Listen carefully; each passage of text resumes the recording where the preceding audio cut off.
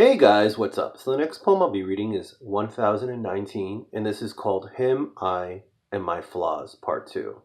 This poem is the second part, and this time that person has come back after a breakup with someone he thought was perfect. Although I think this poem is sad, it also shows people to appreciate the good traits of someone, because although no one is perfect, love is love, and you can either take it for what it is or lose it and continue living, knowing that you have that one regret in the back of your head. Him, I, and My Flaws, Part 2.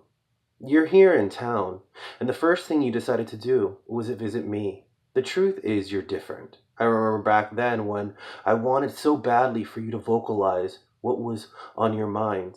And now you are here sitting on my sofa right across from me, doing it so naturally, bringing up the guy that you were seeing after me, mentioning how he was so much like you, but then realizing it wasn't so much as no communication, but more hiding secrets, which you came to figure out with time. He was deceiving you with another. I apologized, as you said, how ironic. I nodded my head and added, I would never wish pain on another. It's not my style anymore. Looking in your eyes, I see that for the first time, you're not sure. You're lost. Now I'm starting to think that maybe those feelings that I once had, I think you are now feeling the same way. Now it's him in the room. Now it's I in the room. Now it's my flaws in the room. I was confused for so long that last decision before I walked away from you was not the easiest. It was hard to let go of everything that I was holding on to. And maybe somewhere in my head, I knew with all the signs of you saying you rather have it like this or like that, whether it was my personality, my look, my habits, the flaws were something you couldn't come to love. They were the broken pieces of the mirror on the floor that you wish you could just throw away because you knew that you couldn't change me. I was too stubborn to be someone else simply for you to love. The reason for you stalling was understandable. Trust me, I get it entirely.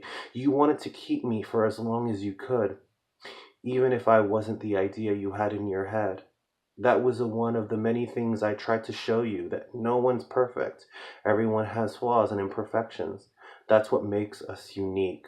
I also had to accept that that was the very same reason that you couldn't love me.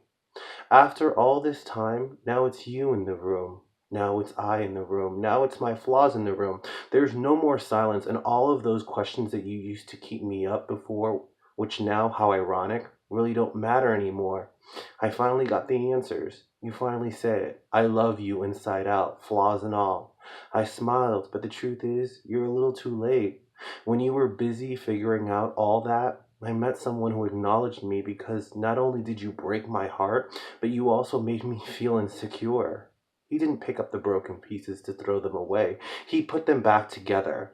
He loves me for me. So now it's him, I, and my flaws.